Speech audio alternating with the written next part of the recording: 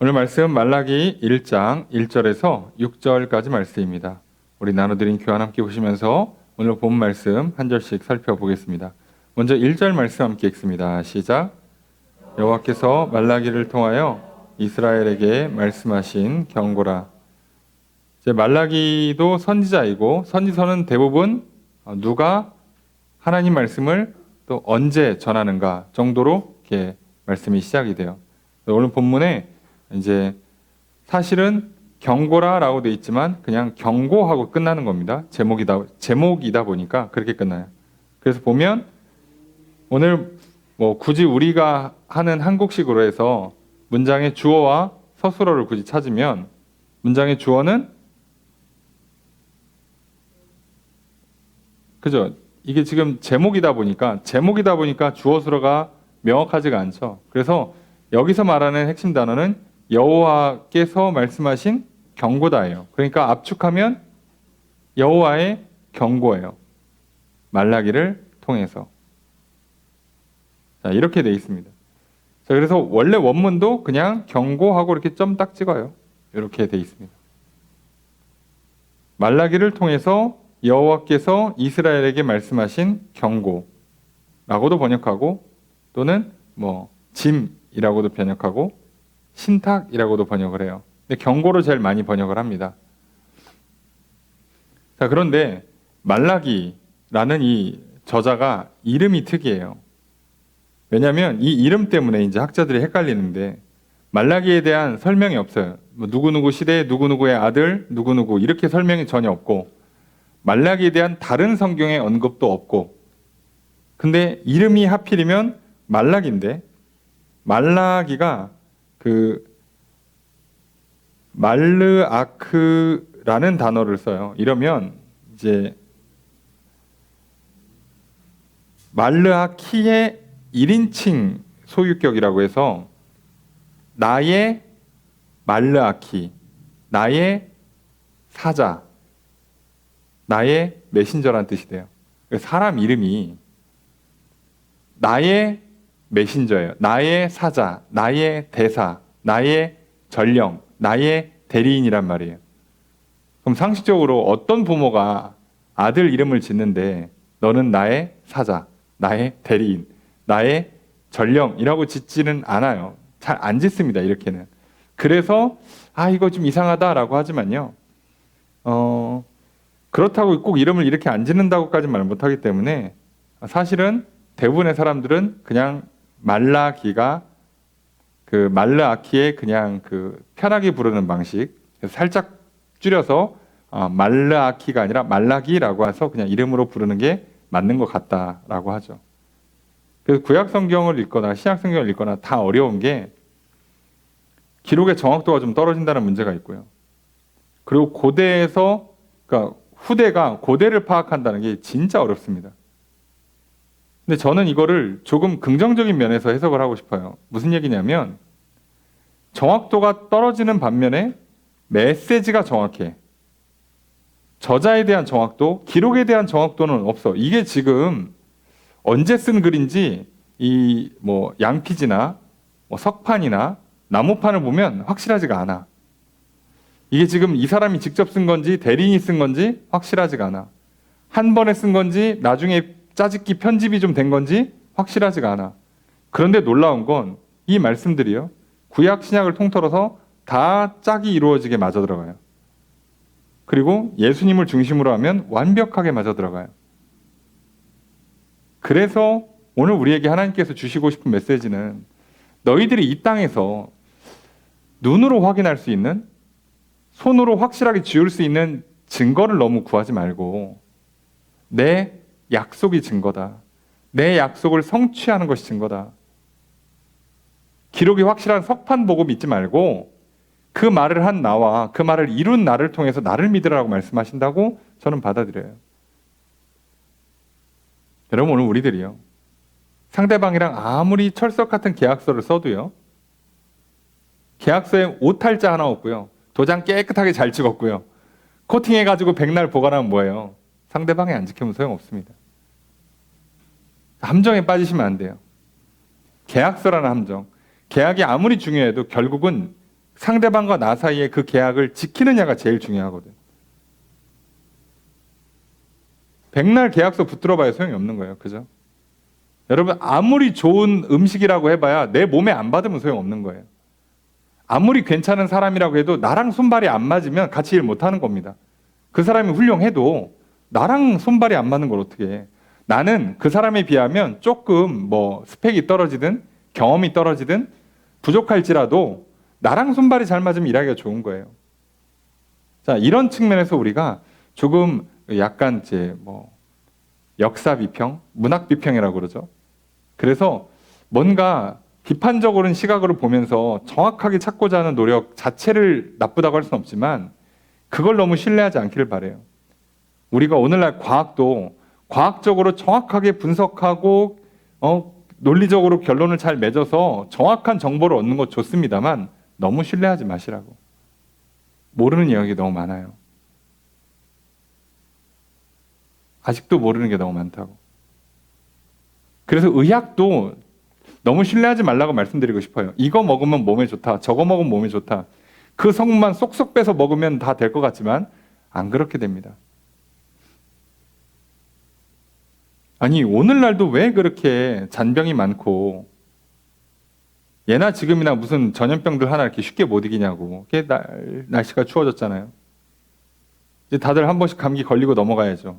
이거 어떻게 된 일이야? 옛날에 비하면 너무 잘 먹지 않습니까? 너무 위생적이지 않아요? 약도 좋잖아요. 근데 왜 못 버티냐고. 안 돼요, 여러분. 그렇게 단순하지가 않은 것 같아요. 우리가 그래서 아직 모르는 영역을 너무 확신할 필요가 없어요.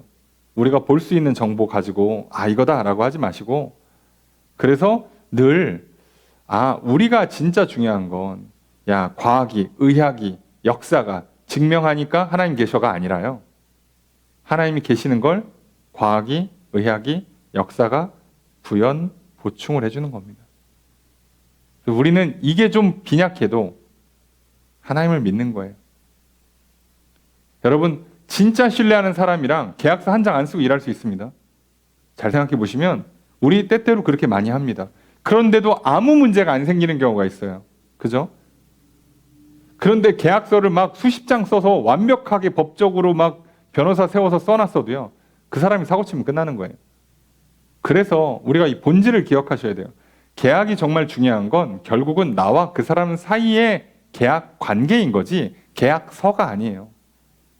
성경을 우리가 열심히 공부하는 것도 내가 이제 말라기 공부했으니까 구약의 마지막 예언서까지 공부했으니까 좀 공부 좀 했네. 이제 좀 성경 좀 아는 것 같아. 아무 소용이 없어요. 우리가 이걸 통해서 결국 하나님 만나셔야 합니다. 그래서 우리가 오늘 이걸 얼마나 정확히 아느냐도 너무 집착할 필요가 없어요. 물론 제가 좀 틀려도 이렇게 넘어가 달라 이렇게 밑밥을 까는 건 아니고요. 예. 나중에 봤더니 목사님 설명이 틀리신 것 같은데 그냥 넘어가세요. 예. 저도 저의 오늘의 최선일 뿐입니다. 나중에 몇 년 뒤에 제가 이게 보니까 2019년도에 말라기를 했더라고요. 거의 지금 보면 한 4, 5년마다 한 번 정도 해요. 그럼 구약 서신을. 그러다가 저희가 조금 긴 본문을 하나 집어넣으면 더 오래 걸리겠죠. 그럼 저랑 쭉 하셨던 분들은 이게 말라기서는 이제 두 번째 하는 겁니다. 그럼 두 번째 하는 거 보면 첫 번째 하는 것보다 뭔가 설명이 부연되거나 조금 바뀌는 게 있을 거예요. 목사님 옛날엔 좀 틀렸네가 아니라 그냥 그때의 최선이에요.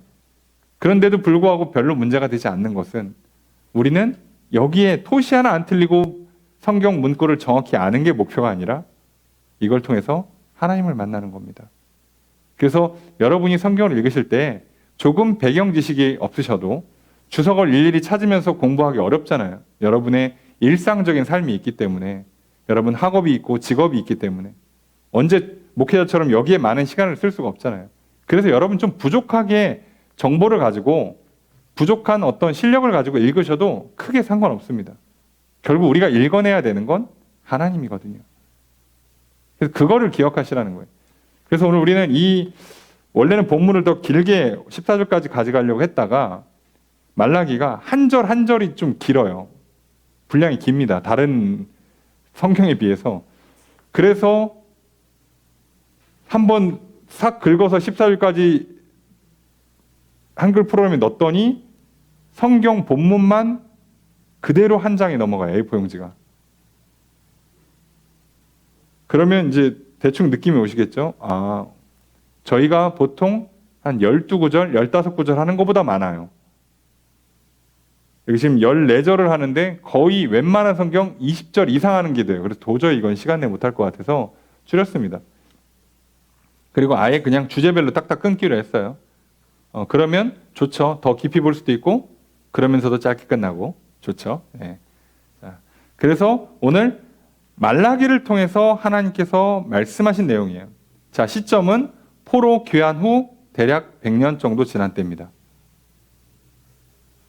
그러면 벌써 100년이 지나면 무슨 일이 있었냐? 그 사이에 포로 1차 귀환 아시죠?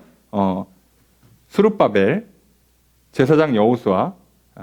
자, 요렇게 총독 스룹바벨과 대제사장 여호수아가 왔던 1차 포로 귀환, 2차 포로 귀환, 그리고 3차 포로 귀환 때 우리가 알고 있는 그 느헤미야 오죠? 에스라 오죠? 그래서 느헤미야랑 에스라가 이제 세트로 오고 1, 2차는 스룹바벨, 여호수아. 이렇게 와서 여기서는 성전 그러니까 회복하고 성전 건축을 하는 게 주 목적이고 그다음에 멈췄던 거 재건하는 건 사실 3차에 2차 포로 귀환할 때쯤 되죠. 그래서 이제 합니다. 그때 이제 스가랴, 학계 이런 사람들 와서 하고 그다음에 예, 성전도 다 짓고 성벽 재건도 끝나고 다 했어요. 포로 귀환도 3차로 해서 끝났습니다. 그래서 얼추 자리가 잡았는데도 나라가 좀 상태가 안 좋아요. 자, 이때 그들을 향해서 하나님께서 선지자를 통해서 말씀을 전하십니다. 자, 그래서 말라기는 특이하게 하나님의 예언이 가상의 하나님과 가상의 이스라엘 백성의 대화처럼 진행이 돼요. 대화 형태로 진행이 됩니다. 도대체 이들이 뭐라고 말을 주고받는가를 잘 보시면 그 실제 우리가 하나님을 만나는 성경 읽기, 기도하기와 비슷한 맥락이 돼버려요. 그래서 한번 잘 보시면서 내용을 좀 살펴보겠습니다. 도대체 무슨 말씀을 전하시는가? 2절의 첫 번째 문장 있습니다. 시작. 주어로 어떻게 될까요? 여호와께서 말씀하시죠. 뭐라고 말씀하셔요? 내가 너희를 사랑했다. 말라기는 크게 6개의 예언으로 되어 있습니다. 그리고 오늘 본문은 첫 번째 예언에 관한 본문이에요. 6개 예언이 있는데 그래서 2절부터 5절까지가 큰 따옴표로 잡으면 돼요. 한 번에 한 단락으로 보시면 되고 그 안에서 이제 대화가 오고 갑니다. 여호와께서 말씀하세요. 내가 너희를 사랑했다. 첫 번째 메시지가 내가 너희를 사랑했다예요. 근데 뒤에 내용을 보시면 알겠지만 이스라엘 백성들 지금요. 상태가 어느 정도로 안 좋으냐면 성전 재건하고 성벽 재건까지 끝냈어요. 근데 분명히 성전 재건하고 성벽 재건하고 막 그러면 하나님께서 복을 주신다. 번성하게 된다. 이렇게 약속을 하셨는데 잘 안 돼. 안 되는 것 같아. 근데 이미 본인들은 포로를 통해서 의도치 않게 바벨론이라는 나라 또는 주변에 있는 여러 나라들을 둘러보게 된 거예요. 그동안은 우물한 개구리처럼 갇혀 있다가 여러 나라들을 둘러보고 오니까 눈이 뜨인 겁니다. 엄청 잘 사네. 너무 큰데? 너무 번성했는데? 우리는 뭐요? 이 조그만한 나라에서 이 적은 인구 가지고 성도 무너졌다가 이제 겨우 복귀하고 초라하게 그냥 도시도 조그만하고 이게 하나님 믿는데 이게 뭐 이거밖에 안 되지? 그러니까 사람들이 낙심이 됩니다. 그래서 어떻게 해요? 당연히 하나님보다 다른 이방 나라들이 섬기는 신이 강하다는 생각이 들어오니까 쉽게 우상숭배를 합니다. 우상숭배를 하는 게 아니라 이방 여자들과 결혼을 해요. 여러 가지 이유가 있겠죠. 이거는 뭐 이렇게 눈이 트여서 이제 좀 뭔가 이렇게 미의 관점이 바뀌어서 그런 걸 수도 있겠지만 이게 종교적인 문제도 있고요. 경제적인 문제까지 겹쳐요. 그러니까 이제 이방 여인들과 결혼하는 게 쉬워져. 그럼 결혼하면 문제가 또 터지겠죠. 근데 더 큰 문제는 이방 여인과 결혼하려고 본래 본처랑 이혼을 해요. 막 나가기 시작합니다. 우상숭배를 하기 위해서 없는 살림에 우상숭배를 하려니까 어떻게 합니까? 하나님께 드리는 제물이 자꾸 형편없어지기 시작해요. 그러니까 이게 악순환이 돼서 어떤 문제가 생겨요? 제사장들이 굶어요. 이 지경이 된 거예요. 이게 나라가 돌아온 지 100년밖에 안 됐는데. 근데 이스라엘 백성들은 도대체 이게 역사를 모르나? 학습이 안 되나? 아니, 다윗과 솔로몬 시대의 주변 나라들은 안 강했습니까? 그들 제대로 철제 무기도 아직 못 갖고 있을 때였어요. 근데 주변은 이미 다 철갑으로 무장할 때입니다. 근데도 이겼잖아요. 근데 왜 갑자기 이제 와서 그 도시가 부럽고 그 나라가 부럽고 그들의 선진의 문화가 부러워지냐고. 자, 여기서 문제가 되는. 그래서 하나님 선지자를 통해서 이제 그거에 대해서 말씀을 전하시는 거예요. 이 대화가 잘 풀렸으면 참 좋았겠지만 결론만 놓고 보자면 잘 안 풀렸습니다. 그래서 말라기 이후로 예수님 오시기 전 세례 요한 때까지 하면 대략 400년간 선지자가 등장하지 않습니다. 하나님께서 예언을 내리지 않아요. 그러니 당연히 성경에는 그에 대한 기록이 없겠죠. 그 신약과 구약 그 사이의 중간기 400년간, 그걸 보통 신구약 중간사라고 불러요. 중간 역사. 그때 있었던 여러 일들이 있습니다. 그게 전형적으로 하나님이 직접 계시하지 않은 상태에서 사람들끼리 애쓸 때 어떤 일이라는 것을 잘 보여줘요. 독립운동 하고요. 성공도 합니다. 100년 가까이. 그러나 금세 무너져요. 그래서 처음에는 독립운동에 성공해서 그 독립운동을 성공시킨 마카비가 메시아인가 보다 이랬어요. 예. 전형적인 실수를 그대로 합니다. 자기들끼리 생각하는 거예요. 자기들끼리.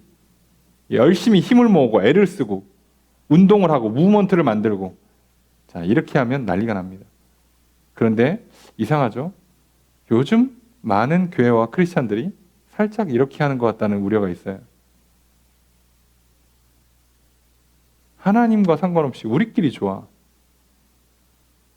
우리끼리는 우리 교회는 이런 거 하고요, 저런 거 하고요, 이렇게 합니다. 라고 하는데 하나님께서 뭐라고 말씀하셨냐? 하나님께서 어떤 역사를 이루시냐는 없어요. 그냥 우리가 좋으면 좋대. 우리는 참 특별한 공동체래. 감사하대. 좋대. 은혜가 있대. 아니, 그 우리의 판단 말고 하나님이 직접 뭐라고 역사하시는가를 봐야죠.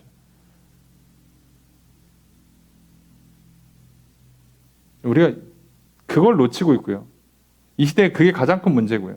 그래서 그걸 다시 하나님께서 회복시키려고 하신다고 생각이 들어요. 그런데 그 첫 마디가 사랑한다예요. 분명히 잘못하고 있잖아. 혼내켜도 지금 시원찮잖아요. 그런데 사랑한다고 말씀하십니다. 자, 더 큰 문제는 이 사랑을 안 받아요. 자, 미치겠죠. 예.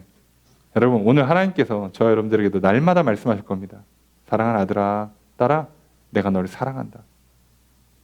매일 말씀하실 거예요. 근데 아마 우리는 이스라엘 백성과 똑같이 대답할 겁니다.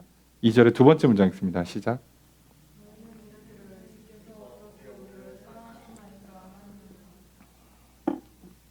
주어서 어떻게 될까요? 너희는 말한다. 뭐라고 말해요? 주께서 어떻게 우리를 사랑했습니까? 이렇게 말한대요. 조금 직역을 하면, 조금 딱딱하게 번역하면 이래요. 주께서 우리를 사랑한 것이 what? 무엇입니까? 이게 고대는 의문문이 하나라서 무엇입니까? 어떻게 한 겁니까? 왜 한 겁니까?를 다 한 단어로 번역을 하는데, 근데 어떻게 우리를 사랑했습니까? 라고 번역해도 되지만 직역은 느낌이 살짝 그래요. 주께서 우리를 사랑한 게 뭡니까? 무슨 얘기냐면 어떻게라는 방법을 논하는 게 아니라 사랑한 게 뭐냐고, 사랑한 걸 좀 보여달라는 얘기예요. 지금 증거를 제시해달라는 식으로 얘기하고 있어요. 그래서 여호와께서 증거를 제시합니다. 이게 나의 사랑이야 라고.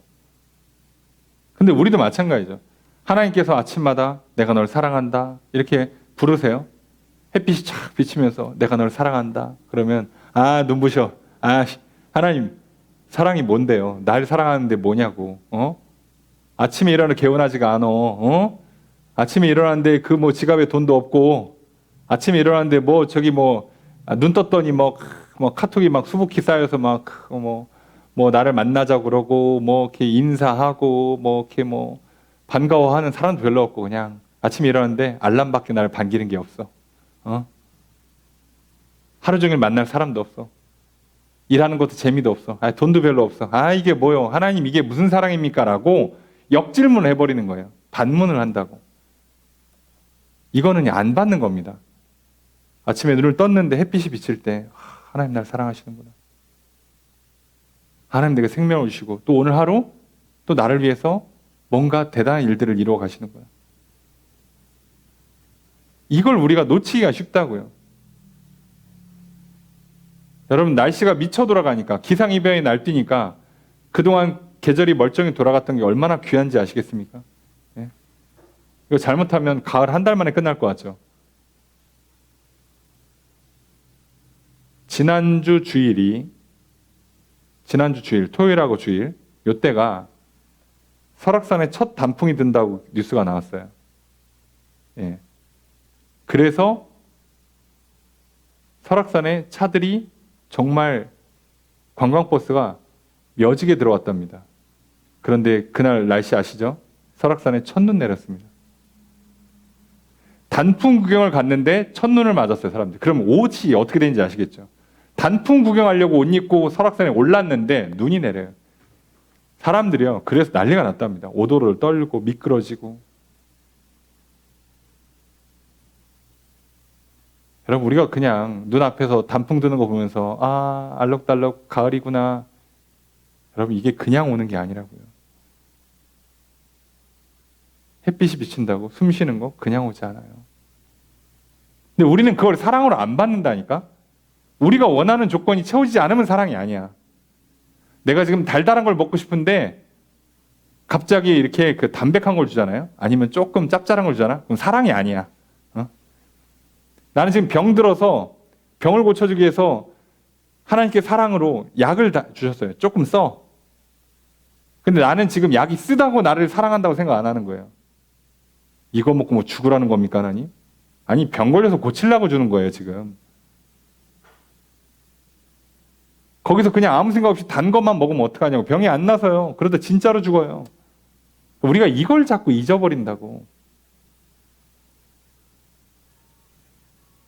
사랑을 내가 정의합니까? 사랑 쌍방관계 아니었어요? 나만 마음에 들면 사랑이야? 나만 좋으면 사랑이야? 상대방은 신경도 안 씁니까? 여러분 사랑이라는 건 어디 공중에 떠다니는 게 아니잖아요. 인격 대 인격으로 만나 사랑하는 거잖아. 참 이렇게 말씀드려 죄송하지만 오늘날 반려동물 키우시는 분들 진짜 사랑하는 거 맞아요? 그 좁은 집에다 가둬놓고? 좁은 집에서도 잘 사는 종들이 있어요. 걔네들은 괜찮아. 걔네들은 집 좁아도 상관없어. 그냥 주인이 잘 이렇게 돌봐주면 그걸로 문제가 안 생긴 애들인데요. 밖에서 뛰어다녀야 되는 견종들을 집에다 키우면요. 이건 학대입니다, 사실. 여러분 한번 생각해 보세요. 지금 막 한 5살짜리, 7살짜리 애들 막 정신없이 뛰어다녀야 되는데 조그마한 방에다 가둬 넣어봐요. 그거 학대라 부르지 그러면. 야, 저 집은 참 부모가 그냥 탁 키우고 돌보면서 그냥 잘 키운다고 생각합니까? 애 베린다고 그래요, 어른들이. 애 망가뜨린다고. 좀 뛰어돌게 좀 밖에 좀 내보내라고 그래요. 그게 무슨 사랑이야. 근데 우리는 그렇게 하고 있죠. 사랑을 내가 정의하니까. 아니요. 사랑은 쌍방 사이에서 만들어지는 거예요. 그리고 정확히는 성경대로 하면 사랑은 나한테 있지도 않아요. 심지어 하나님께 있어요. 하나님과 나 사이 관계에서 만들어지는데 심지어 사랑이 하나님께 있어요. 내 쪽에선 뭘 해도 사랑이 아닌 경우가 많다니까요. 속으시면 안 돼요. 야, 내가 교회 와서 기도했으니까 하나님 사랑 받아주시겠지. 야, 내가 교회에서 봉사 많이 했으니까 사랑하는 거지. 아니, 사실은 하나님과 사랑의 관계를 맺어야 되는 거라고. 일 많이 하지 마시고. 그 사랑이 넘치면 일하지 말라고 해도 해요. 한다고. 안 시켜도 한다고. 내가 사랑하면요, 사랑하는 사람 오기 전에 집에 청소해 놓게 돼 있다고. 밥 차려놓고 있다고. 사랑이 넘치면. 그러니까 사랑이 먼저인데도 불구하고 이걸 놓치는 거예요. 그래서 이들이 질문합니다. 뭘 사랑했습니까? 이 얘기는 뒤에 가로 열고 뭐예요? 남들보다 우리가 더 잘 사는 것 같지도 않은데, 나라가 크지도 않은데, 내 마음에 안 드는데 이게 무슨 사랑입니까? 라고 반문해요. 여기다 what이라는 질문을 하는 것조차도 굉장히 나쁜 태도죠. 질문하는 태도가. 하나님 사랑하시는 거 참 감사한데 제가 잘 모르겠습니다. 이렇게 하는 것도 아니야. 뭘 사랑하셨습니까? 사랑했다는 게 뭡니까? 증거를 내보세요. 이렇게 말하는 게 어디 있어요? 자, 그런데 우리가 하나님뿐만 아니라 질문을 할 때, 대화를 할 때 이런 태도 보일 때 진짜 많죠. 도전적이라고 표현을 해야 되나요? 도전적이신 분들 있죠. 한 번은 뭐 싸우자는 건가 싶을 정도로. 모르는 사람이 물어보는 태도가 이게 맞아요? 여기서 말하는 것처럼 아버지를 대하고 주인을 대하는 태도가 이게 맞습니까? 이스라엘 백성들이 지금 하나님한테 이렇게 말하는 게 맞냐고. 선택해주고 구원해주고 출애굽시켜주고 왕을 세워주고 번성하게 만들어서 말 안 들어서 망했다가 돌아온 거잖아. 그것도 회복시켜주고 있는데 뭐가 좀 성에 안 차? 마음에 안 들어 그래서? 그래서 내가 얼굴 좀 마음에 안 들고 성적 마음에 안 들면 어린애들이 뭐라 그래요? 이럴 거면 나를 왜 낳았어 엄마 아빠? 이쁘게 낳지. 똑똑하게 낳지. 부잣집에서 태어나게 해주지. 아프리카로 보내야 됩니다. 어디 오지 같은 데 보내가지고 야, 숨 쉬는 게 얼마나 귀한지를 깨달아야지. 그게 할 말이에요. 근데 우리 이렇게 하면서 문제가 뭔지조차 인지를 못해요. 자, 지금 말라기서가 갖고 있는 가장 큰 안타까움이 그거예요. 여기서 제대로 대화가 안 이루어진다고. 하나님과 이스라엘 백성 사이에서. 자, 이거 우리가 정말 깊이 새겨야 됩니다. 여러분, 사람은요, 항상 그래서 중심을 봐라, 마음가짐을 봐라, 태도를 봐라라고 하는 이유가 그거예요. 그럼 태도가 안 좋은 사람들은요, 전반적으로 좋은 결과를 잘 못 내는 경우가 많습니다. 아니, 반대로 얘기하면 태도부터 고쳐야 됩니다. 배우고 싶으면 질문하는 태도부터 고쳐야 돼요. 하나님과 사랑의 관계를 맺고 싶어요? 사랑을 받아들이는 태도부터 고쳐야 된다고. 우리가 이걸 놓치는 거예요. 자, 문제는 여기에 하나님께서 뭐라고 말씀하시냐? 2절 세 번째 문장 있습니다. 시작.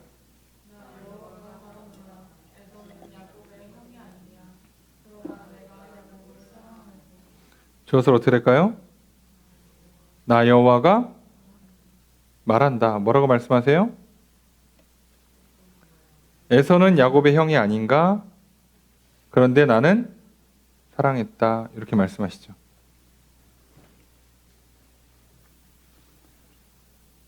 원래대로라면 장자를 선택해야 돼요. 아브라함의 독자 이삭은 뭐 선택하고 말 것도 없죠. 아들이 하나밖에 없으니까. 자, 그런데 이삭은 아들이 둘을 낳아요. 에서와 야곱. 에서가 장자고 야곱은 둘째예요. 차남입니다. 장남과 차남이 있으면 장남이 대를 이어야지. 근데 하나님이 누굴 선택하세요? 차남을 선택했어요. 일방적으로. 근데 그걸 뭐라고 부르십니까? 내가 야곱을 사랑했다. 왜 둘째를 선택했을까요? 내가 사랑해서. 다른 이유가 없어요. 다른 이유가. 근데 그 야곱의 12아들들이 12지파가 됐고 야곱의 이름을 이스라엘로 바꿔서 이제 야곱 때문에 이스라엘 민족이 이스라엘 12지파가 생겼어요. 그럼 결과적으로 야곱의 후손인 이스라엘 백성들은 왜 본인들의 민족이 존재할 수 있었냐? 하나님이 사랑하셔서예요. 만약에 하나님이 에서를 사랑했으면 지금 야곱과 야곱의 후손들은요, 운명이 바뀌었겠죠. 에서의 후손인 에돔 족속과 야곱의 후손인 이스라엘 족속과 운명이 바뀌었겠죠. 그럼 참 잔인하게요. 에돔 족속이 언제 망하냐? 지금 말라기 선지자가 활동하는 시점을 기준으로 하면 거의 100년 안에 망합니다. 한 번 망했고 재기했다가 다시 망하면서 완전히 끝나요. 한 번 망했다 재기한 때예요, 지금이. 그리고 이 말씀대로 조만간 망합니다. 망할 거라고 돼 있어요.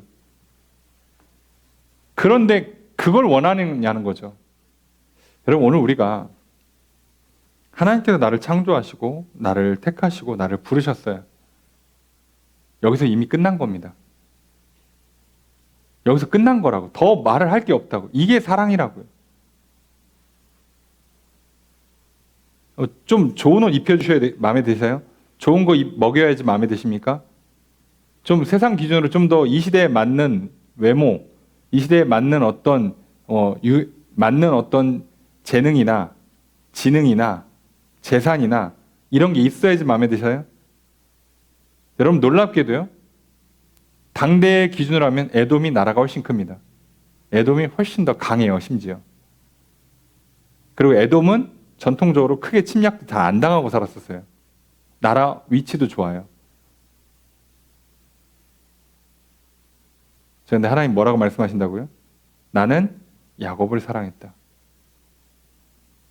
뒤에 3절 가면 에서는 미워했다고 돼 있죠. 그래서 결국 누가 살아남았어요? 에돔은 역사에 지워졌고요. 이스라엘은 지금도 있습니다.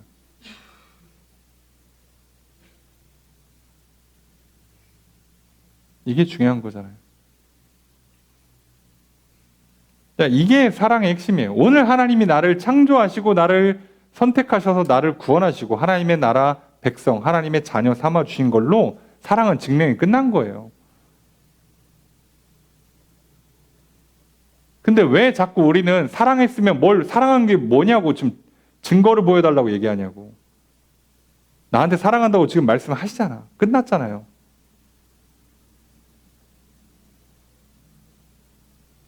내가 당신을 사랑합니다 라고 했는데 사랑을 보여줘, 증명해봐. 하늘의 별을 따, 이건 너무 낭만적이고, 야 저기 외제차 한 대 사줘, 나 명품백 하나 사줘. 그리고 그거를 열심히 모아서 연말에 이렇게 딱 하나 사다 주면 이 사람이 나를 사랑하는구나 전해주면서 이게 너를 향한 나의 사랑이야. 이러고들 앉아있어요, 지금 이 시대가. 그걸 사랑이라 부릅니까?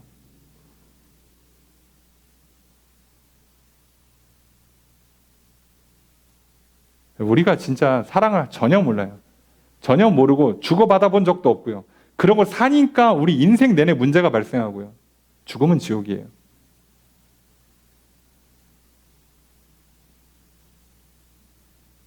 여러분, 사랑 한번 받아보세요. 삶의 이유가 생긴다니까? 살고 싶다니까? 죽기가 싫어진다니까요? 사랑을 받아보세요. 사랑하고 싶어진다니까? 나도 해주고 싶다니까? 그걸 전혀 모른 채 인생을 사는 사람들이, 그 사람들한테 100년의 삶도 아깝지, 솔직히 말하면. 근데 1000년, 만년 주면 뭘 살아볼 수 있을 것 같아요? 아니요. 잠언의 표현처럼 거머리 같이 그냥 계속 빨아먹을 생각만 해요. 더 달라고, 더 달라고. 여러분, 우리가 음식이 모자라지 않고 남아서 음식물 쓰레기를 걱정하게 된 게 얼마나 됐다고 생각을 해보세요.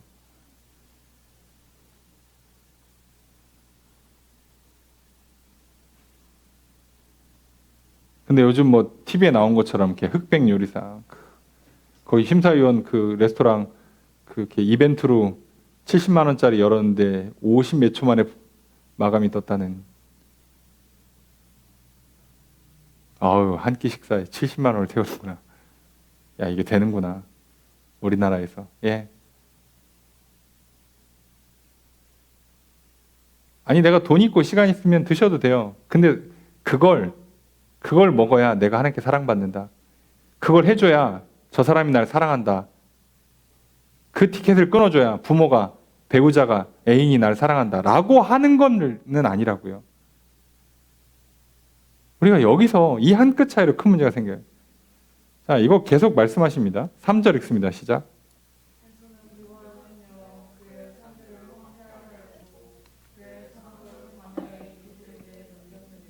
주어를 어떻게 될까요? 그래서 내가예요. 지금 하나님 말씀하시는 거니까 주어는 사실상 내가입니다. 내가 뭐 했다? 미워했다.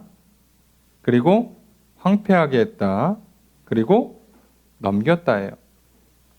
내가. 하나님이 하신 거예요. 하나님이 사랑이시기 때문에 하나님의 사랑은 특성이 있어요. 내가 한다 안 한다로 결정이 끝난다고 그랬죠. 그리고 그 사랑을 받은 사람도 그대로 그게 왔기 때문에 우리한테도 똑같은 현상이 일어나요. 이제부터 사랑의 근거가 내 안에 있는 하나님의 사랑이에요. 그래서 다른 사람이 쟤는 생긴 게 마음에 들어. 쟤는 스타일이 마음에 들어. 쟤 나한테 잘하니까 나도 쟤 사랑해줘야지. 이렇게 되지 않고요. 하나님 사랑을 받은 사람들은 그 사랑의 속성 그대로 나도 뭐만 하는 거예요? 내가 쟤를 사랑하겠다. 그러면 그 사랑이 가는 거예요. 저 사람이 나한테 잘 못해도, 저 사람이 좀 마음에 안 들어도, 저 사람이 좀 실망스러운 모습이 좀 보여도 상관없어요. 내가 사랑하겠다고 그냥 그 사랑이 가는 거예요. 그게 하나님 사랑의 특성이에요. 그래서 제가 이걸 아무리 설명해도 많이 못 알아들으시는 걸 보면서 알았죠. 아, 내가 특이한 게 아니고 저들은 지금 하나님의 사랑을 제대로 받아본 적이 없구나. 사랑 없이 살면 얼마나 인생이 괴로울까. 사랑받고 살아도 때때로 괴로워 죽겠는데 야, 저들은 어떻게 사는 걸까 싶을 때가 참 많습니다. 여러분, 하나님께서 사랑하시고 하나님께서 미워하시는 거예요. 다른 거 보지 마시고 오늘 하나님 나를 사랑하시잖아. 그걸 받아보시라고. 그냥 그걸로 되는 거라고요. 다른 거 필요 없다고. 뭘 잘 먹고 잘 입고는 더 이상 얘기하지 마시자고. 여러분 취향이니까 선호하는 브랜드 있지. 선호하는 스타일의 음식 있지. 그건 취향이라니까요. 거기에 사랑을 대입시키지 말라고. 하나님께서 미워하셔서 어떻게 되냐. 에서는 장자인데 원래 받았어야 되는데 장자권을 못 받아요. 대를 못 이읍니다. 아브라함의 복을 이어가지 못해요. 그래서 어떻게 합니까? 미워합니다. 산들을 황폐하게 만들어요. 그래서 산업을 광야 이리에 넘겨요. 결국은 에돔은 망합니다. 한 번 망했다 다시 일어났고 이제 두 번째 망하면 완전히 망해요. 미워하면 끝이에요. 방법이 없어요, 여러분. 여러분 이런 경험이 없기를 바라지만 여러분 살면서 누구한테 미워만 받아보셨습니까? 여러분 아무리 잘해도 소용없어요. 심지어 이유도 없어. 미워하는 이유도 없어. 그때는 그냥 끝난 거예요, 사실. 그냥 포기하시는 게 마음이 좋습니다. 아, 이유는 모르겠고 그냥 저 사람 날 미워하는구나. 나라도 미워하지 말고 그냥 살자 이러고 말아야지. 내가 잘하면 저 사람이 날 덜 미워하겠지? 그렇진 않아요. 물론 가끔 마음을 바꾸는 경우도 있습니다. 그런데 개인적으로는 굳이 그 사람에게 사랑받기 위해서 애쓰라고 말씀드리고 싶지 않아요. 그냥 하나님께 사랑받으시고 나를 사랑하고 이웃을 사랑하며 살아가시면 그 사람이 그 이웃 중에 한 명이라서 사랑을 받다가 마음이 풀어질지 안 풀어질지 그거는 뭐 이제 옵션이에요. 신경 쓰지 마세요. 내가 그 사람한테 사랑받아야 내 인생이 행복해지는 게 아니에요. 우리의 인생은 하나님께 사랑받는 걸로 끝나는 겁니다. 자, 이게 얼마나 잔인하냐면 하나님이 허락 안 하면 어떻게 되느냐. 4절의 첫 번째 문장 있습니다. 시작.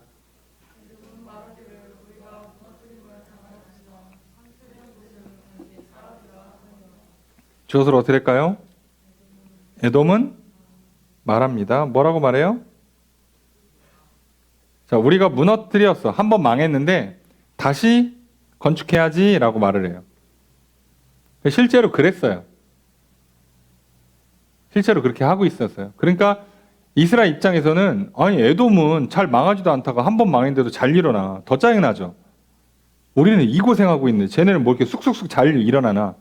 자, 그런데 하나님 뭐라고 말씀하시냐. 4절의 두 번째 문장 있습니다. 시작.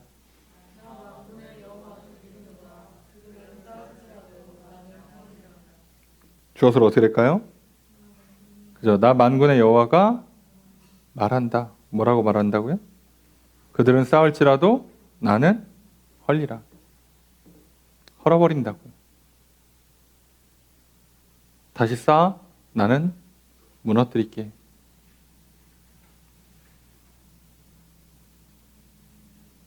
야, 이거예요. 허락하지 않으면 소용이 없습니다.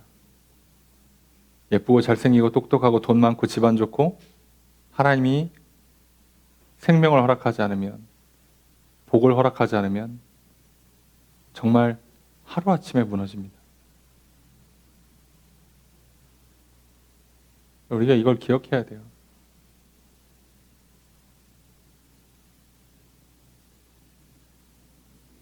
요즘 뭐 전쟁 소식들 가끔 나죠. 예. 사진 같은 거 보면 무섭죠. 미사일 한 2방 떨어지면 큰 빌딩 건물 한두 개 그냥 사라져 있죠. 예.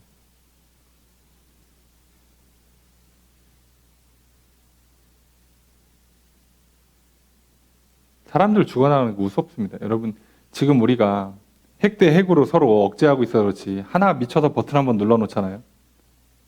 그럼 이제 우리는요, 건물 하나가 아니라 도시 하나가 날아가는 걸 보게 될 거예요.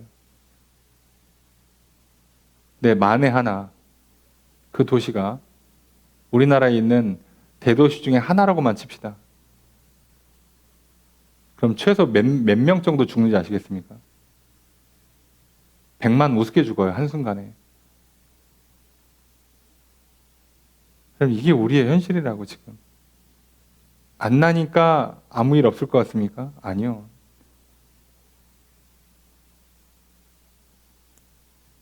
지진 안 나니까 지진 무서운 줄 모르겠어요. 한번 흔들면 어떻게 되는지 아십니까?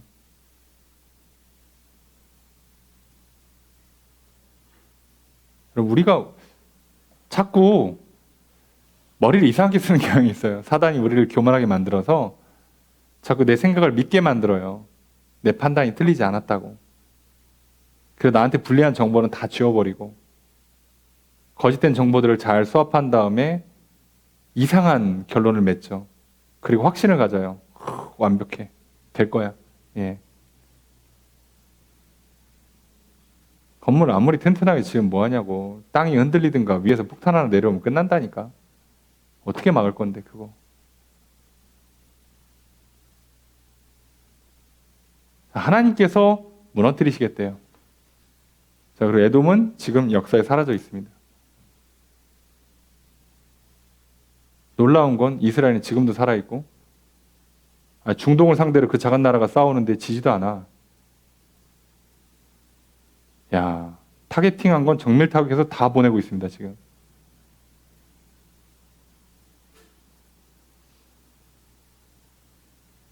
오늘 우리가 이걸 잘 보셔야 돼요. 이게 하나님의 사랑인데 우리는 자꾸 뭐 먹을 거 달라고, 입을 거 달라고, 뭐 외모가 어떻고, 건강이 어떻고, 돈이 어떻고, 그 얘기를 하니까 대화가 안 되잖아요, 지금. 그게 아닌데. 아니, 사랑한다는 돈 얘기는 왜 하는 거야? 사랑한다는데 먹는 거 얘기는 도대체 왜 하냐고.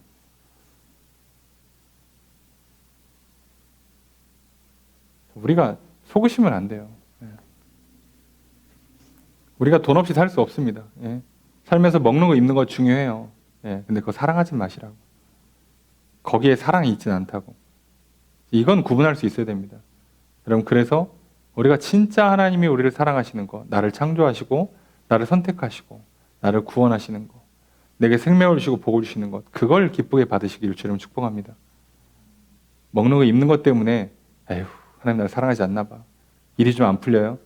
오늘 날씨가 마음에 안 듭니까? 하나님 나 미워하나 봐. 갑자기 버스가 휙 지나가요. 예? 길 가다 뭐 돌불에 걸리셨어요? 아우, 그냥 하나님 나를 미워하시나 봐. 내가 어제 뭐 죄를 졌나? 하지 마시라고.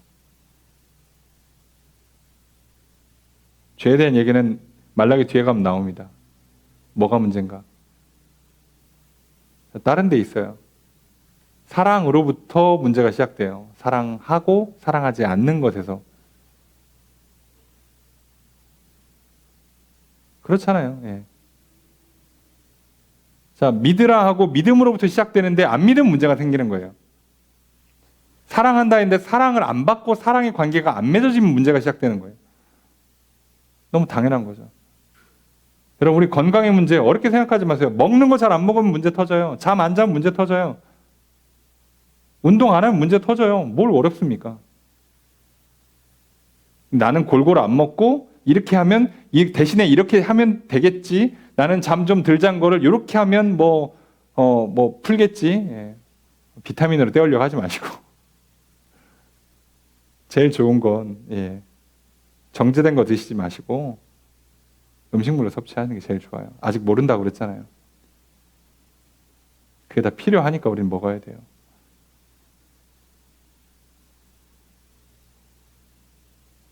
속으시면 안 돼요. 그래서 진짜 뭐가 근본인지를 알고 그 근본으로부터 문제를 풀어야 되는데, 참 인상적인 건 마지막 선지자의 메시지가 사랑한다로 시작돼요. 그리고 그 사랑에서부터 이스라엘과 문제가 있다는 걸 지적하세요. 우리도 똑같습니다. 하나님 나를 사랑하시는데 내가 그 사랑을 안 받아들임으로 문제가 생겨요. 예수 그리스도를 영접하지 않음으로 문제가 생겨요. 다른 문제 아닙니다. 여러분, 뭐 내가 못났네, 내가 게을르네, 집안이 안 좋네, 시대가 안 좋네, 뭐 내가 뭐 재능이 없네, 아무 문제 되지 않습니다. 하나님의 사랑을 받지 않고 그 사랑의 결정체인 예수 그리스도를 영접하지 않음으로 문제는 시작된 거예요, 이미. 자, 그것만 기억하시면 돼요. 4절의 세 번째 문장 있습니다. 시작.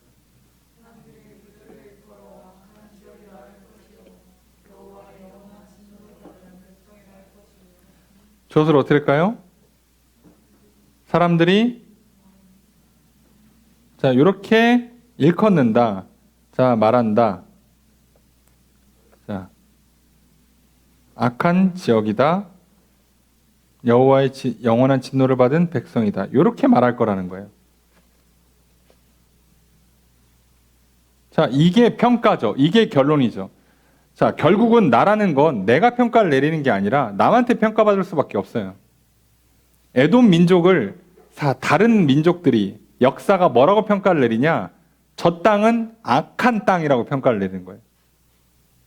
우리도 뭐라고 얘기해요? 뭐가 이리 잘 안 풀리면 저 집은 터가 안 좋아 라고 얘기하죠. 자, 그런 평가를 받겠다는 거예요. 그리고 여호와의 영원한 진노를 받은 백성이라. 저들은 하나님께 진노를 받은 백성이야. 우리 한국식으로 표현하면 천벌 받았어. 하늘이 노하셨어 라는 평가를 받았다는 거예요. 그런 평가가 결국 떨어진다는 거죠. 하나님 그렇게 만드시겠대요. 터가 안 좋아. 천벌 받았어. 야, 듣기만 해도 기분이 안 좋죠. 자, 이런 평가를 받게 하겠다는 거예요. 그리고 그대로 됐죠.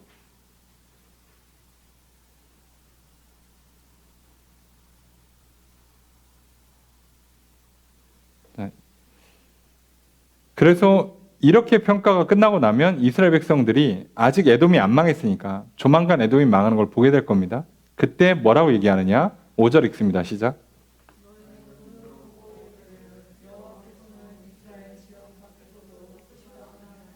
주어를 어떻게 할까요? 너희는 자, 보고 나서 말할 거다예요. 뭐라고? 요렇게 여호와께서는 이스라엘 지역 밖에서도 크다. 이스라엘 넘어서도 크다. 위대하시다. 지금 이스라엘 백성들이 뭐라고 착각하고 있는 거예요?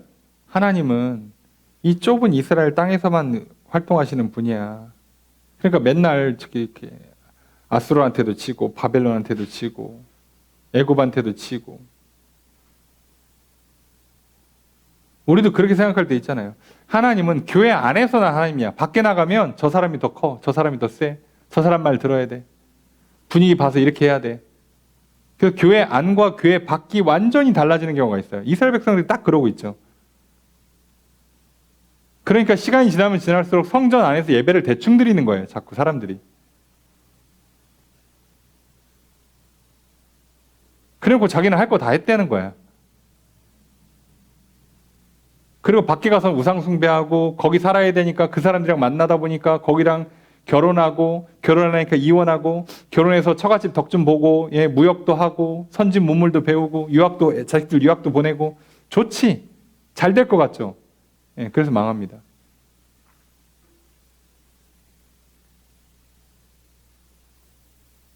그래서 안 돼요. 안 커요, 나라가. 크기는 뭘 커. 계속 식민 지배 받고요.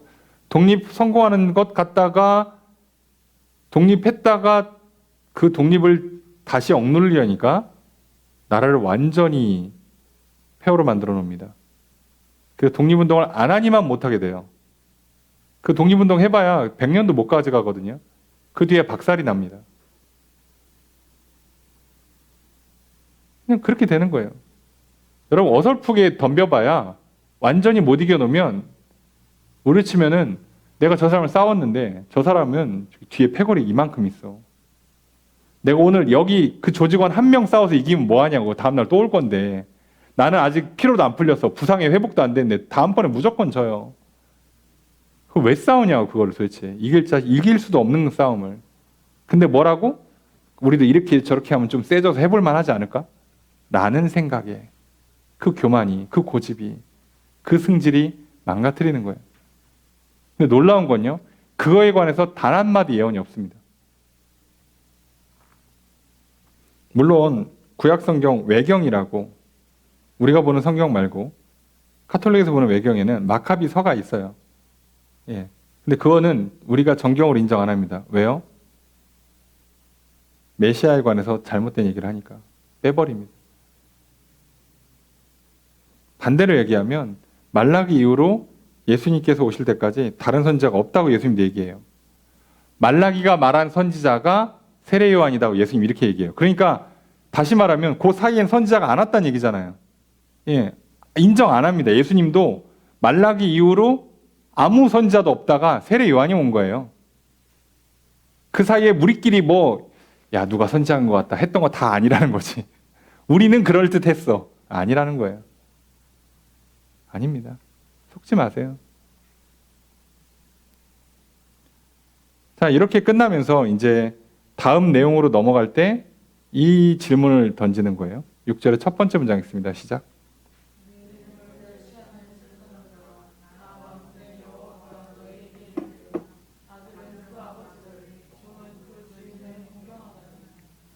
주어를 어떻게 할까요? 그죠? 나 만군의 여호와가 말한다. 뭐라고 말씀하세요? 아들은 아버지를, 종은 주인을 공경한다. 그러니까 결국 아들과 종은 공경한다예요. 공경한다. 여기 공경, 존경, 영광이라고 번역되는 단어입니다.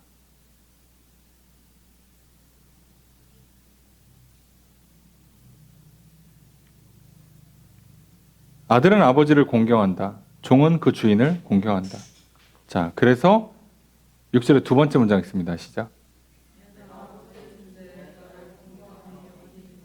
주어를 어떻게 할까요? 그죠? 나를 공경함이 어디 있는가? 질문하는 거죠. 만약 내가 아버지라면 너희들은 나를 아버지로서 공경하는 게 어디 있냐는 거예요. 내가 아버지라고 하면 너희들 나를 아버지로 존경하고 있어? 하나님 아버지라며. 그렇게 불러놓고 나를 존경했냐고, 공경했냐고, 나를 두려워했냐는 거죠. 내게 영광을 돌렸냐고 물어보시는 거예요. 6절의 세 번째 문장 있습니다. 시작.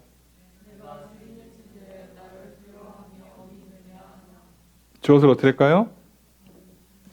나를 두려워함이 어디 있느냐? 나를 주인이라고, 주 여호와라고 불렀어요. 주인이라고 불렀는데, 아도나이, 주님이라고 불렀는데, 근데 나를 두려워하냐는 거죠. 불러놓고 무시하는 건 뭐야?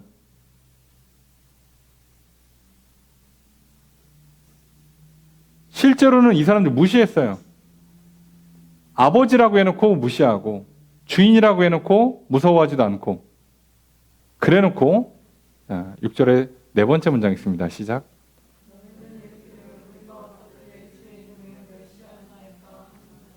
주어를 어떻게 할까요? 너희는 말한다. 뭐라고요? 우리가 어떻게 주의 이름을 멸시했습니까?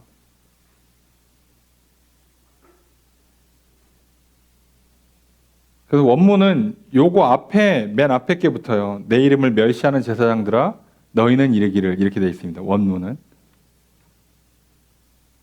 멸시해놓고 우리가 뭔지 주의 이름을 멸시했냐고. 자, 앞에서 뭐라고요? 사랑한다고 그러니까 하나님 뭘 사랑하셨냐고 그러고 야, 너 내 이름 멸시했잖아. 그랬더니 우리가 언제 뭘 어떻게 멸시했냐고. 이게 지금 대화가 안 되고 있죠. 전혀 대화가 안 되죠. 받아들이질 않아요. 듣지를 않습니다. 이게 심각한 문제예요. 우리한테는. 여러분, 왜 성경에서 그렇게 듣는 게 중요하다고 얘기하냐면, 아이, 뭘 들어봐야지. 그러면 만약에 이렇게 얘기했으면 뭐라고요? 하나님, 저희가 그렇게 안 들었습니까? 진짜입니까? 말씀하시면 저희가 고치겠습니다. 이래야 될 거 아니냐고. 아우, 저희는 한다고 했는데, 아유, 죄송합니다. 부족했나 보네. 아니, 뭐를 잘못했는지 얘기해 주시면 고치겠습니다. 이래야 될 거 아니야. 근데 하나님께서, 주인이, 아버지가, 재판장이 와서 니네 나를 무시했어라고 했는데 우리가 뭘 무시했어요? 이렇게 대답하는 게 어딨어요?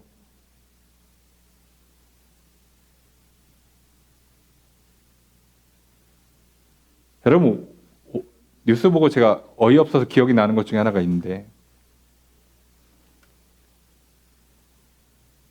범인으로 지목이 됐는데 재판에 섰습니다. 근데 이 사람이 범인이 아니었어요.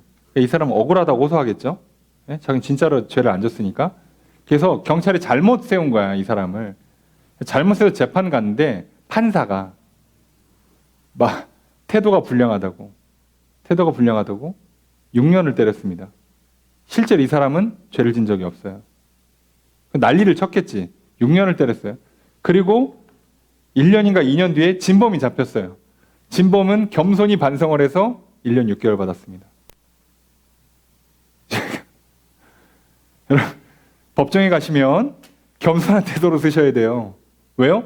그 사람이 형을 내릴 수 있다는 걸 기억하셔야 돼요. 내가 아무리 억울해도 어떡하냐고. 지금 내 운명이 저 사람이 달려있다니까? 내가 억울함을 백날 열심히 호소하면 뭐하냐고. 잘못하면 형만 더 받아요. 그 사람 억울함을 누가 호소해 줄 거야? 난 이미 들어갔는데 감옥에. 국가가 보상해 줘봐야 여러분 제대로 보상이 됩니까? 이미 날라갔지. 시간 날라갔지. 직장 잘렸지.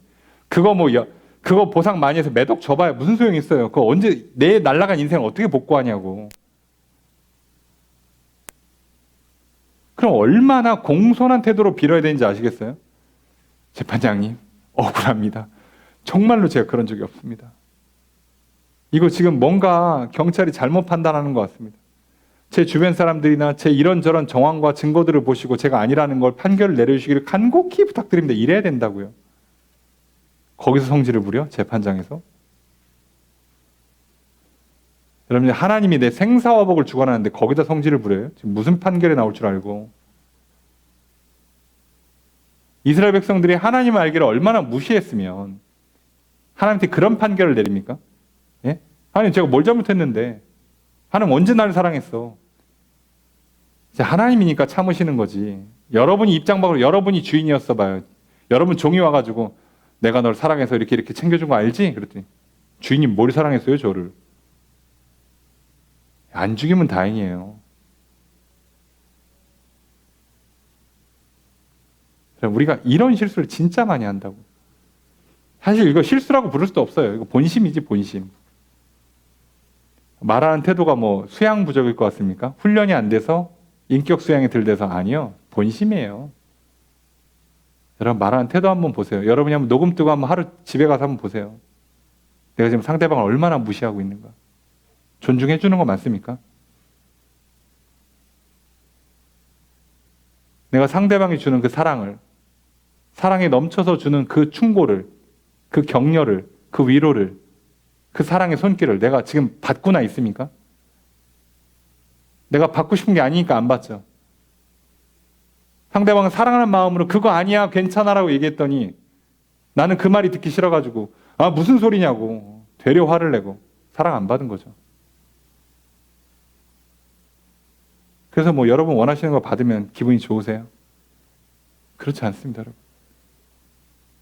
사람 사이에도 문제가 심각해지는데 하나님과 우리 사이는 오죽하겠습니까? 참을 만큼 참아주신 거예요. 그리고 이게 마지막 대화가 될 줄 몰랐던 거지.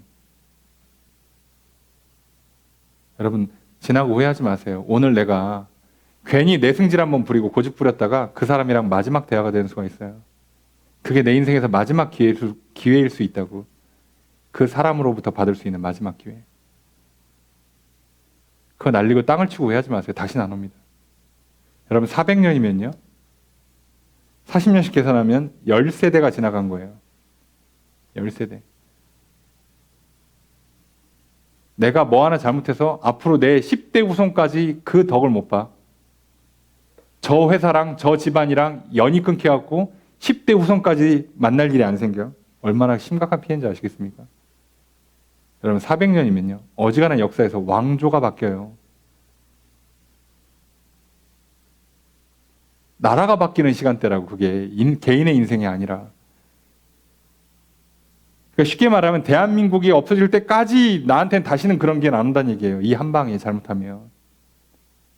근데 이게 뭐의 문제라고요? 사실상 태도라고. 여러분 감리교회를 창시하신 웨슬리 목사님도 얘기합니다. 겸손히 받아라. 착한 마음으로 받아라. 네, 성질 부리지 마세요. 네. 여러분 세상에 성격 없는 사람 없습니다. 다 참고 사는 거예요. 기왕 참으시는 거 한 번만 더 참으세요. 네, 제발. 용서하고 회복시켜주는 것도 한계가 있다니까. 하나님도 지금 여기서 끝이에요. 여기서 대화가 끝나고 400년간 대화가 안 나오잖아. 그럼 만약에 진짜 좋은 사람이랑 한 번 대화 잘못해서 4일만 해도 천만다행이지.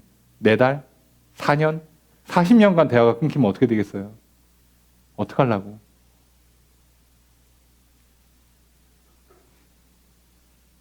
여러분 만약에 근데 말을 잘못하거나 일을 잘못해서 40년간 땅을 치고 후회할 일이 생기면 어떡하시겠습니까?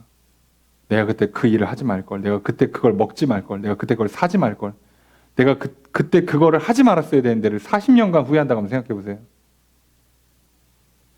우린 그래서 오늘 말라기 선지자가 하는 우리에게 주는 중요한 얘기는요. 뭐 뒤에 많이 나와요. 이게 잘못됐다, 저게 잘못됐다, 이거 해라, 저거 해라 많이 나오지만 가장 기본은요. 사랑부터 시작하는 겁니다. 하나님과 우리 사이는. 그리고 존중하고 존경하는 태도부터 시작하는 겁니다. 여러분 제발 자신을, 타인을 존중하는 태도를 잃지 마세요. 제발 사랑하고 사랑받고 하시라고. 자, 이게 무너지면 이 뒤로 이어지는 모든 대화는 다 사실 무너져요. 내가 사랑을 주고받지 않는 대화라면, 그런 관계라면, 서로 존중해주지 않는 관계라면 유지가 안 돼요. 그럼 근데 반대로 말하면 사랑을 잘 받고 사랑을 잘 전해주고 서로 존중하면서 정말 서로 깊은 신뢰 관계를 맺어간다면요. 그걸 했던 성경의 인물들이 어떻게 된지 아시죠? 아브라함 한 사람이 그거 잘했더니 민족이 살았죠. 다윗 하나가 잘했더니 후손이 전부 다 왕위를 이어갔죠. 성경의 수많은 인물 그 한 사람이 그거 한번 잘했더니 그 개인의 인생뿐만 아니라 집안을, 민족을 살려요. 여러분 이렇게 중요한 거라고. 하나님의 사랑을 받는 게, 하나님을 존경하고 존중하고 두려워할 줄 아는 게 그렇게 중요하다고요. 여러분 그냥 오늘 생긴 건, 먹는 거 입는 건 별거 아니라고. 그러니까 제발 신경 쓰지 마시라고. 다윗이 언약궤가 들어올 때 얼마나 기뻐갖고 옷이 벗겨질 정도로 그냥 뛰었다고요. 근데 하나님이 그걸 기뻐하셨다고 그랬잖아요. 우리는 그렇게 해야 돼요. 옷 별거 아니라고. 제발. 먹는 거 별거 아니라고. 노는 게 뭐라고. 아무것도 아니에요.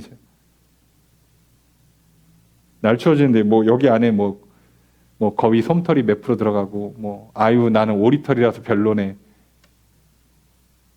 아니 아무나 입으세요. 얼어 죽지 않으니까. 교회 오시면 좀 더 추워지면 히터 틀어드릴 테니까 걱정하지 마시고 신경 쓰지 마요. 여러분 어디 가셔도요. 건물 내에 추워서 벌벌 떠는 데는 없을 거예요. 대한민국에. 걱정하지 마시라고. 신경 쓰지 마시라고. 지금 내가 오늘 하나님의 사랑을 잘 받지 못하면, 하나님을 존중하지 못하고 두려워하지 않고 살아가면 내 인생이 완전히 망가진다고. 백날 좋은 거 먹고 입고 마셔봐야 소용이 없어요. 자, 그걸 시작합니다. 기억하세요. 마지막 대화가 사랑과 존경, 존중으로 시작됐다는 거예요. 그리고 우리는 안타까운 결과를 알고 있죠. 그게 안 돼서 이스라엘 백성은 이후로 400년간 대화가 단절된다는 거예요. 잊지 마십시오. 우리 안에서도, 교회 공동체 안에서도 마찬가지고요. 여러분이 가정으로 가셔도, 일터로 가셔도 마찬가지입니다. 멀리 갈 것도 없죠. 나와 하나님 사이 관계에 그 사랑 잘 받으시고 기뻐 받으시고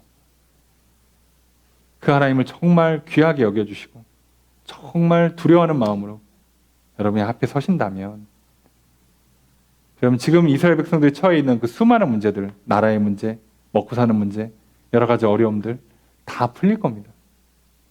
걱정하지 마십시오. 여러분, 오늘 인생에 문제들이 있어요.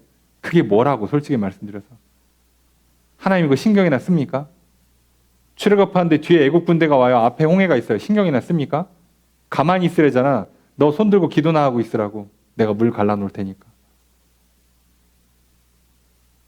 광야에 먹을 게 없는데요. 걱정하지 마. 내가 아침에 만나 내려줄게. 고기 먹고 싶은데요. 매출하게 보내줄게. 목마른데요. 물 내줄게. 어디로 갑니까? 구름 보내줄게. 가라는 대로 가. 여러분, 우리 인생의 문제가 될 것 같습니까? 하나님 앞에서? 안 됩니다. 근데 그 사랑을 받지 않으면 문제가 됩니다. 하나님을 존중하지 못하고 두려워하지 않으면 문제가 됩니다. 사단이 자꾸 속일 때마다 속지 마십시오. 예, 신경 쓰지 마세요. 사람들의 시선, 평판 아무것도 아닙니다. 오늘 하나님께서 이스라엘 백성들에게 마지막이라는 표현이 뭐하지만 마지막 기회에 손길을 내밀었다는 걸, 그 선자를 통해서 주시는 말씀이 무엇인가를 다시 한번 잘 기억하시고요. 오늘 또 나에게 아침마다 손 내밀어 주시는 그 하나님의 사랑, 아침마다 내게 주시는 그 말씀, 우리가 사랑으로 받고 기쁨으로 받고 감사함으로 받고 귀한 줄로 알게 받고 존중하는 마음으로 받으십시오. 두려운 마음으로 받으십시오. 그러면 그 안에서 우리는 정말 평강을 누릴 것이요, 생명과 복을 누릴 것이요, 우리들의 문제는 더 이상 문제가 되지 않는 인생, 다윗처럼 정말 존귀하고 풍요롭고 번성하는 인생이 될 것입니다. 오늘 그렇게 살아가시는 저 여러분 되시기를 주 여러분을 축복합니다. 말씀을 정해 보겠습니다. 이스라엘 백성들의 포로 귀환이 주전 537년에 바벨론에서 제1차 포로 귀환이 시작된 후 대략 100년 정도 지난 주전 444년 제3차 포로 귀환을 끝으로 마무리되었습니다. 이 기간에 예루살렘 성전 재건과 성벽 보수 공사 등 재건 공사가 마무리되었습니다. 그러나 이스라엘 백성들은 번성하고 풍요를 누리지 못하는 자신들의 현실과 이방 국가들의 번성을 비교하게 되었습니다. 이스라엘 백성들은 믿음이 약해져 하나님의 약속을 불신하며 우상 숭배와 이방인과의 결혼 등 죄를 짓고 예배를 소홀히 하고 11조를 드리지 않았습니다. 이러한 상황에서 하나님은 말라기를 선자로 세워 백성들에게 말씀을 전하셨습니다. 이스라엘의 죄악을 지적하고 심판을 경고하고 회개를 촉구합니다. 장차 하나님 나라의 소망을 주시며 치료의 광선으로 고쳐주실 것을 약속하셨습니다. 말라기 선자를 통해 선포된 말씀이 오늘 나에게 주신 말씀으로 들읍시다. 두 번째로 말라기서는 총 6개의 예언으로 이루어져 있습니다. 말라기서 1장 1절에서 5절은 첫 번째 예언의 기록입니다. 하나님께서는 선자를 통해 이스라엘 백성에게 사랑한다고 선포하십니다. 하나님은 이스라엘 백성에게 내가 너희를 사랑하였다라고 말씀하십니다. 그러나 이스라엘 백성은 주께서 우리를 사랑하신 것이 무엇입니까? 라고 반문합니다. 이스라엘 백성들은 여호와께서 자신들을 사랑하셨다는 말씀에 근거를 묻고 있습니다. 하나님을 향한 존경과 두려움을 상실한 채 도발적으로 질문할 정도로 이스라엘 백성들은 불신앙에 빠져 있습니다. 왜냐하면 주변 나라들의 강대함과 번성함에 비해 자신들은 작고 약하기 때문이며 약속한 복과 평강이 임하지 않았기 때문입니다. 이들은 자신들의 불신앙과 불순종을 생각하지 않고 하나님께 책임을 미루며 불평과 불만을 쏟아내고 있습니다. 나의 신앙을 살펴봅시다. 나는 나를 향한 하나님의 사랑을 받아 누리고 있습니까? 나를 사랑한다는 말씀에 감사하며 감격하고 있습니까? 혹시 이스라엘 백성처럼 나를 사랑하신다면서 지금 이렇게 연약하고 초라한 내 모습은 무엇이란 말이냐고 반문하며 불평과 불신을 쏟아내고 있지는 않습니까? 나를 택하시고 나를 사랑한다 하시는 하나님의 말씀을 들읍시다. 감사함으로 받아들이고 믿음으로 나아갑시다. 우리는 하나님의 말씀이 반드시 이루어짐을 이스라엘 역사를 통해 확인하고 있습니다. 날마다 나에게 사랑한다 하시는 말씀을 들으며 믿음과 사랑에 충만하게 되시기를 바랍니다. 셋째로 하나님께서 이스라엘 백성들에게 사랑을 증명하십니다. 이스라엘을 향한 하나님의 사랑의 근거는 야곱을 선택하신 것입니다. 형 에서를 제치고 동생 야곱을 택하여 그의 12아들로 12지파를 삼아 이스라엘 민족이 되게 하셨습니다. 에서보다 먼저 태어난 것도 아니요 에서보다 특별한 것도 아닙니다. 그저 하나님께서 사랑하셔서 선택하신 것입니다. 이것이 하나님의 사랑입니다. 오늘 나를 택하시고 구원하신 것이 사랑입니다. 수많은 사람 중에 나를 먼저 부르시고 구원하사 자녀와 백성 삼아주신 하나님의 크신 사랑을 감사합시다. 그 사랑을 받아 누림으로 참된 평안과 생명을 누립시다. 비록 이스라엘은 작지만 하나님께서 함께 하실 때 강하고 능하였습니다. 비록 나도 약하고 부족하지만 하나님께서 함께 하시면 강하고 능하며 번성할 것입니다. 나와 함께 하시는 하나님의 사랑을 잊지 맙시다. 나를 택하신 하나님의 사랑에 감사하며 나도 하나님을 사랑하며 살아갑시다. 이렇게 살아가시는 저 여러분들이 되시기를 주의 이름으로 축복합니다.